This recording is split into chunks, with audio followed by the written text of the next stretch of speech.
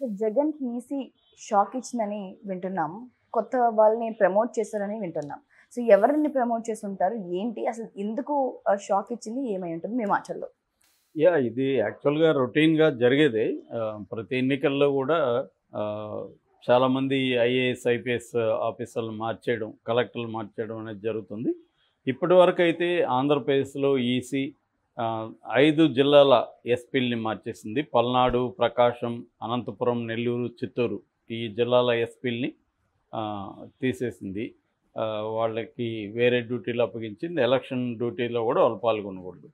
అట్లాగే Guntur range IG Palaraju ఆయన్ని కూడా తీసేసింది. అట్లాగే ముగ్గురు జిల్లా కలెక్టర్లను కూడా మార్చింది. ఇప్పుడు కొత్తగా ఏమైందంటే ఇంటెలిజెన్స్ ఆహ్, డీజీ డైరెక్టర్ జనరల్ ఆయన ఆహ్, పిఎస్ఆర్ ఆంజనేయులు అంటారు ఆయన్ని, రామాంజనేయులు. ఆయన్ని కూడా తీసేశారు. అట్లాగే Vijayawada CP commissioner of police Kranthi Rana Tata ఆయన్ని కూడా తీసేశారు. వీళ్ళిద్దరూ జగన్‌కి అనుకూలంగా ప్రవర్తిస్తున్నారని ఎప్పటినుంచో పురంధరేశ్వరి కంప్లైంట్లు ఇస్తూనే ఉంది. తెలుగుదేశం వాళ్ళు కూడా వందలాది కంప్లైంట్లు ఇచ్చారు. పురంధరేశ్వరి మొత్తంగా 23 మంది ఆఫీసర్ల మీద కంప్లైంట్ చేస్తూ సెంట్రల్ ఈసీకి ఆమె పెట్టారు. అందులో ఇప్పుడు 9 మందిని తీసేశారు. పురంధరేశ్వరి పెట్టిన 23 మందిలో. అయితే ఇప్పుడు వీళ్ళ స్థానంలో కొత్త వాళ్ళని నియమించారు. ఈరోజు వాళ్ళు ఛార్జ్ తీసుకుంటున్నారు వాళ్ళిద్దరు కూడా ఐజీ స్థానంలో.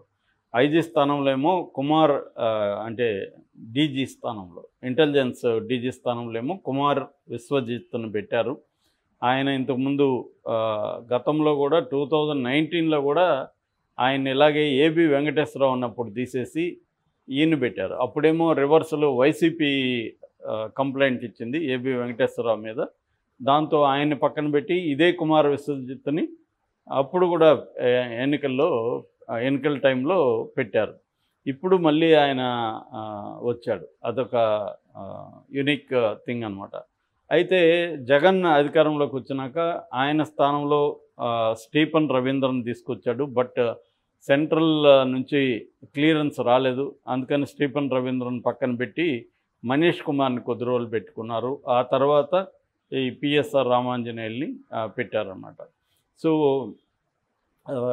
ఈ రామాంజనేయులు వచ్చిన తర్వాత కంప్లీట్గా వైసీపీకి అనుకూలంగా పనిచేస్తున్నాడు. తెలుగుదేశం శ్రేణుల్ని వేధిస్తున్నాడు.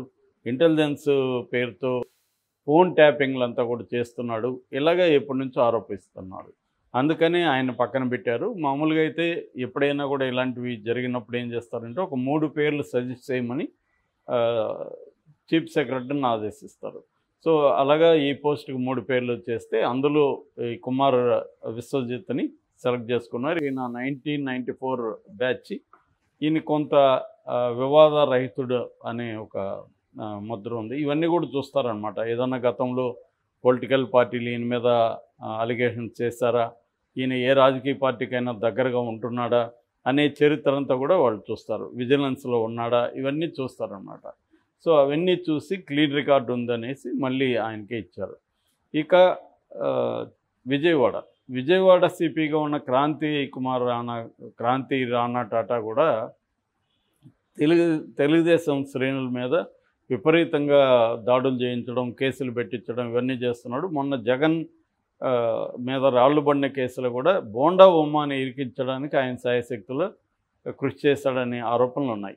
అందుకని దుర్గారావు అనే ఒక సంబంధం లేని ఒక అబ్బాయిని తీసుకొచ్చి ఆ ఒడ్రి బస్తీ నుంచి ఆ దుర్గారావుకి దీంట్లో సంబంధం ఉంది. అతను A2 అని, A1 ఏమో సతీ అలియాస్ సతీష్. అతను కూడా సేమ్ కాలనీలో ఉంటాడు. బట్ సతీష్కి దుర్గారావుకి సంబంధం లేదు. సతీష్ వాళ్ళ నాన్నతో దుర్గారావు పరిచయం ఉంది తప్ప సతీష్తో పరిచయం లేదు అనేది కూడా దుర్గారావు మనకి టీవీలో చెప్పాడు. సో దుర్గారావుని 16న తీసుకెళ్ళి దాదాపు ఒక 4-5 రోజులు అతన్ని ఇల్లీగల్ కస్టడీలో పెట్టుకొని కోర్టును కూడా అమర్చాడని చెప్తున్నారు. ఎందుకంటే కోర్టు దీని మీద ఒక సెర్చ్ పిటిషన్ వేసినప్పుడు సలీం అనే అడ్వకేట్ వేసినప్పుడు కోర్టు ఒక సెర్చ్ కమిటీని ఏర్పాటు చేసింది. ఆ సెర్చ్ కమిటీ వెళ్ళి వెతికితే ఎక్కడా లేదు. మామూలుగా పోలీసులు ఏం చేస్తారంటే ఇల్లీగల్ కస్టడీలో ఇటువంటి కేసుల్లో ఏం చేస్తారంటే పోలీస్ స్టేషన్లో పెట్టుకోరు వాళ్ళు. ఎందుకంటే అడ్వకేట్లు హెబియస్ కార్పస్ కూడా వేస్తారు. హెబియస్ కార్పస్ వేసినప్పుడు ఏమవుతుందంటే పోలీసులే సెర్చ్ చేసి తీసుకురావాలి, లేదా సెర్చ్ కమిటీలను ఏర్పాటు చేసినప్పుడు కోర్టు ఒక కమిటీని అపాయింట్ చేస్తుంది. ఈ కమిటీ వెళ్ళి అన్ని పోలీస్ స్టేషన్లు చెక్ చేస్తుంది.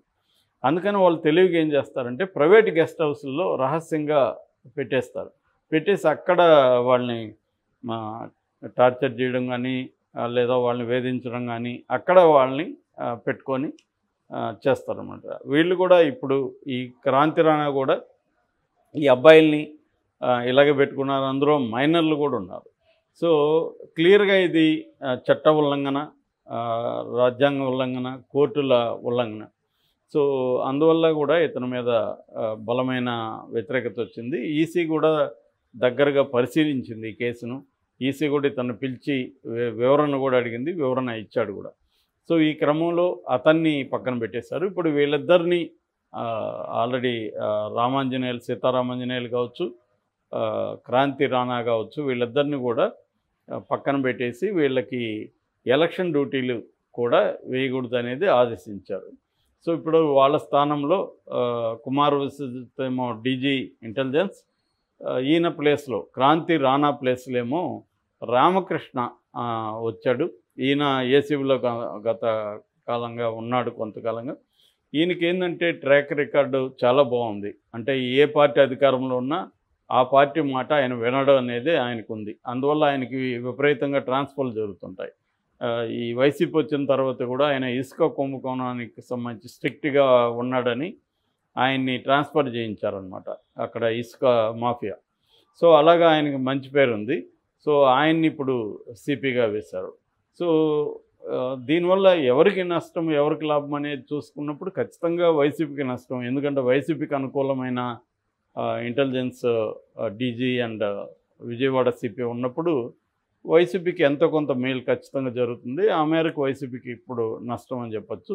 అయితే వీళ్ళేమో ఈ వైసీపీకి కావాలని అయితే నష్టం చేయరు, బ్యాలెన్స్గా ఉండే అవకాశం ఉంది. ఆ మేరకు కొంత డెమోక్రటిక్గా ఎన్నికలు జరగడానికి ఇటువంటి చర్యలు అయితే అవసరం. ఇది దేశవ్యాప్తంగా కూడా అవసరం. నిజానికి బీజేపీ గవర్నమెంట్ ఉన్న చోట్ల ఈ పని చేయట్లేదు. స్టేట్ గవర్నమెంట్లు బీజేపీ ఉన్న చోట వాళ్ళకి అనుకూలమైనగానే ఈసీ ప్రవర్తిస్తుంది. ఇప్పుడు ఓవరాల్గా ఈసీ తీసుకున్నప్పుడు మోడీకి అనుకూలంగా ప్రవర్తిస్తుంది. మొన్న మోడీ డెలిబరేట్గా యాంటీ ముస్లిం స్పీచ్ ఇచ్చినప్పుడు కూడా మోడీ మీద కనీసం నోటీసులు కూడా పంపించలేదు, చర్య తీసుకోలేదు. అంటే ఈసీ క్లియర్గా మోడీకి అనుకూలంగానే ఉంది. దానికి కారణం కూడా ఆబ్వియస్. ఎందుకంటే ఈసీలో ఉండే 3 ఎలక్షన్ కమిషన్ ఆఫీసర్ని మోడీ అధీనంలో ఉండే కమిటీ, దాంట్లో మోడీ ఉంటాడు, కేంద్ర మంత్రి ఉంటాడు, అపోజిషన్ లీడర్ ఉంటాడు. కానీ మెజారిటీ వీళ్ళిద్దరు కాబట్టి వీళ్ళిద్దరు చెప్పినట్టే అవుతుంది. ఫైనల్గా మోడీ ఎవరిని అనుకుంటే వాళ్ళనే పెడతాడు. కాబట్టి మోడీ పెట్టినప్పుడు ఆయన కంట్రోల్లో వీళ్ళు ఉంటారు కదా. సో ఇది జరుగుతుంది అన్నమాట. అందువల్ల మోడీకి అనుకూలంగా ఉంది ఈసీ. బట్ ఇక్కడైతే ఆంధ్రప్రదేశ్లో ఇప్పటివరకు కొద్దిగా బ్యాలెన్స్డ్గానే ఉన్నట్టుగా మనం చెప్పుకోవచ్చు. అయితే పురంధేశ్వరి చెప్పిన వాళ్ళని తీసేస్తున్నారు అనేది మాత్రం క్లియర్ కనబడుతుంది. ఆ మేరకి కూటమికి మేలు జరుగుతుంది. ఎందుకంటే చంద్రబాబు బీజేపీతో పొత్తు పెట్టుకోవడానికి 2 కారణాలు. ఒకటి, పోల్ మేనేజ్మెంట్లో తనకి ఉపయోగపడుతుంది. యంత్రాంగం అంతా కూడా జగన్కి అనుకూలంగా ఉండకుండా కొంతవరకు బ్యాలెన్స్ అవుతుంది అనేది చంద్రబాబు ప్లాను. అందువల్ల గ్రౌండ్ లెవెల్లో పోల్ మేనేజ్మెంట్ ఈజీ అవుతుంది, అధికార యంత్రాంగం నిరంకుశత్వంగా వ్యవహరించదు అని ఆయనకి ఐడియా ఉంది. అందుకని అది ఒక రీజన్. రెండో రీజన్, మళ్ళీ బీజేపీ అధికారంలోకి వస్తుంది కాబట్టి తనని వేధించకుండా, రేపొద్దున తనని జైలుకి పంపించడం అవన్నీ చేయకుండా ముందు జాగ్రత్తగా ఆయన పొత్తు పెట్టుకున్నాడు ఈ 2 కారణాలతో. సో ఫస్ట్ కారణం ఆయనకి ఇప్పుడు హెల్ప్ అవ్వడం మొదలుపెట్టింది. అయితే ఈ పరిణామాల పట్ల తెలుగుదేశం క్యాంప్లో ఫుల్గా ఆనందం అయితే లేదు. ఎందుకంటే వాళ్ళకి ప్రధానంగా సిఎస్ని మార్చాలి, అట్లాగే డీజీపీని మార్చాలి. ఎందుకంటే ఈ పోలీస్ ఆఫీసర్లు ఎవరిని మార్చినా ఫైనల్గా డీజీపీ చెప్పినట్టు వీళ్ళు వింటారు. అట్లాగే సిఎస్ చెప్పినట్టు కలెక్టర్లు కావచ్చు, మిగతా అధికార యంత్రాంగం అంతా వింటుంది. కాబట్టి వాళ్ళిద్దరిని మార్చకుండా కింది స్థాయిలో మారిస్తే లాభం ఏంటి అనేది వీళ్ళ ప్రశ్న. వాళ్ళిద్దరి మీద సీరియస్గానే కంప్లైంట్లు ఇస్తున్నారు. కానీ ఇప్పటివరకైతే వాళ్ళు మార్చలేదు. మరి మారుస్తారా లేదా అనేది మనం చూడాలి.